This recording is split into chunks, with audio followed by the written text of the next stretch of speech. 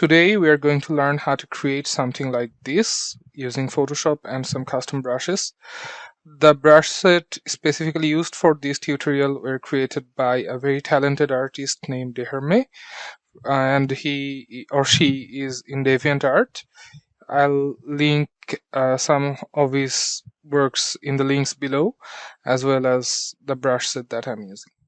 And if you have any questions regarding this tutorial or basic usage of Photoshop, feel free to ask in the comments below, or if any suggestions, I'll try to respond back. So please be interactive, create comments, and enjoy. So in today's video, we are going to talk about how to create interesting plant templates that would suit our local plant palettes as well as our style, the style that we are aiming for. So here you can see that there are several sketches of different types of plants. For our ease of access, let's rotate this first, and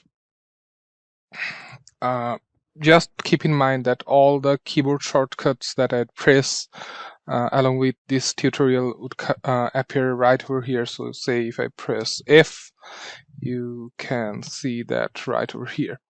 All right, so let's rotate this first. So go to image rotation, and for this one we need it to rotate 90-degree clockwise. So do exactly that. Now I'd select a specific part of this image.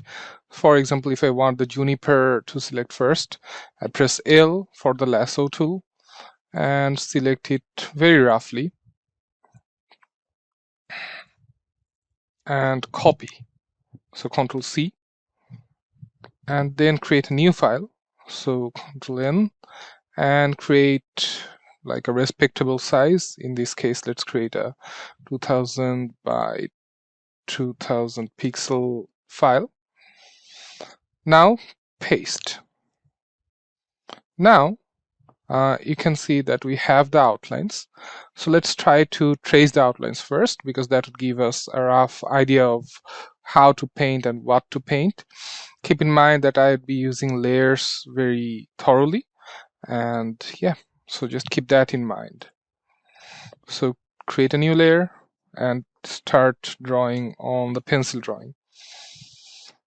So I'm using a Wacom for this, but you could also use the mouse if you want to. And this is the brush set that I have shared with you, the Hermit brushes. So yeah, you could use one of those. So just start tracing.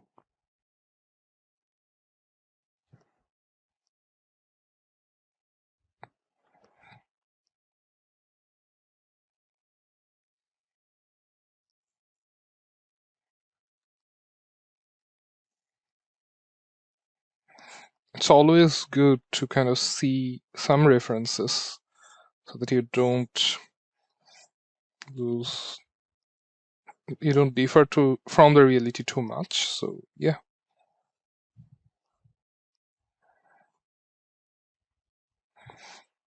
Let's create some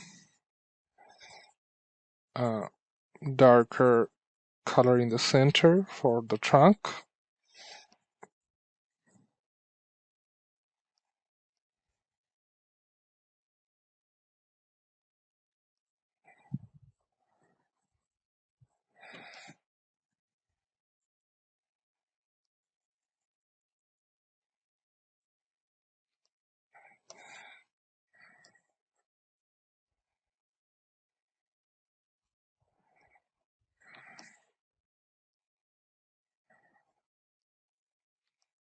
If you want, you could create some finer details. The benefits of using a Wacom is you could vary your pen pressure, and that would give you different types of line weight. You cannot get that in a mouse, so yeah, tools matter.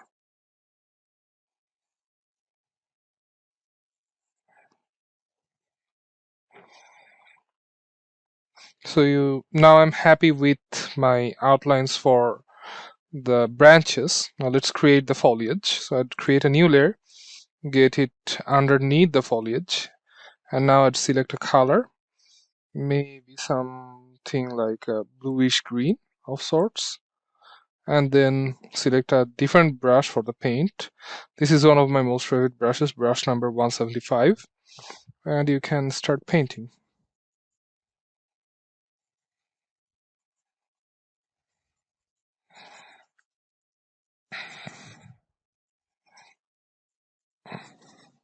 You can see how it splatters from place to place. So that kind of gives it a more organic look. Uh, do remember to change the different, I mean, the shades of the color from time to time.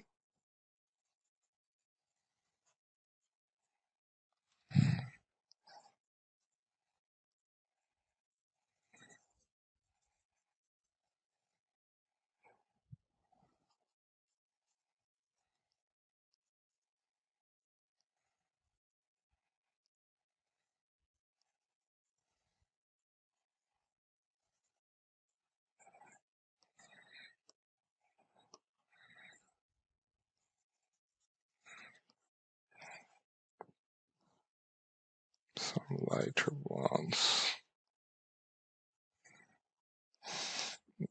Now, if you think that it's kind of getting there, you could always turn off the sketch layer and see how it is looking,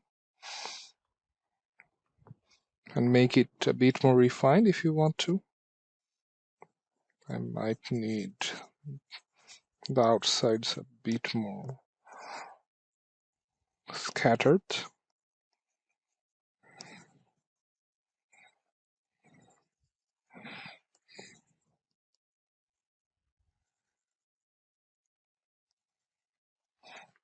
Now it's time to erase a little, because we have so like uh, similar brush patterns. Let's arbitrate it a little. Let's randomize it a little. So I'd select the same brush that I have used for painting, but this time I'd erase with it.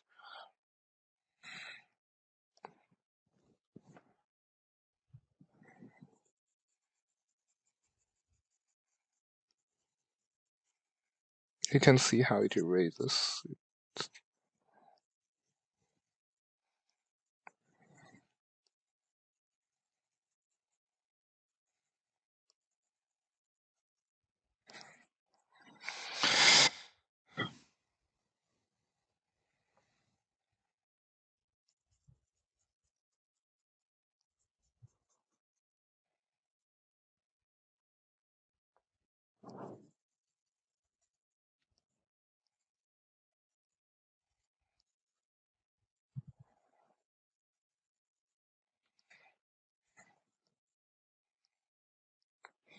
Now if I'm happy with the foliage, I would create some more branches to complement it with.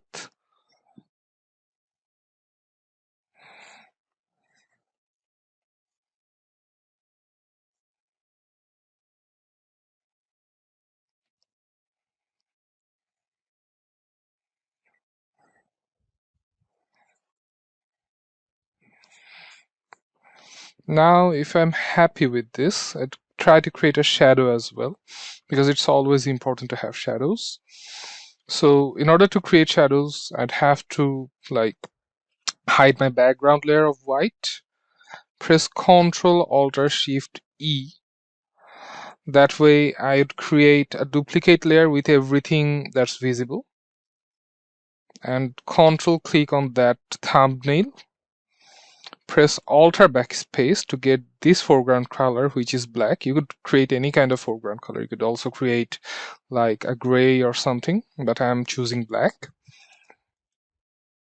And bring that all the way down and move that a little. So that's kind of a shadow for this specific template.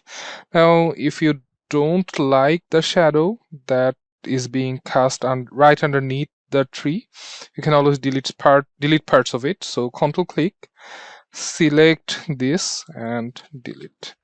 That way it would seem a little lighter. But another technique that I most of the time use is just change the opacity layer of this template, of this shadow of the template. So I always keep my templates in a layered file. That way I can change the opacity. But you could also save it as a PNG. So that's how you basically create a generic template for a plant. In this case, this is a juniper. Now you can save it. So Control Alt S. So save file on your computer.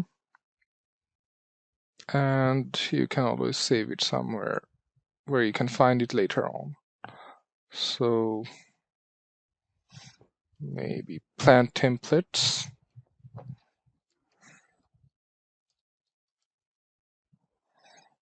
And save it as a PSD first. And then you could save it as a PNG as well.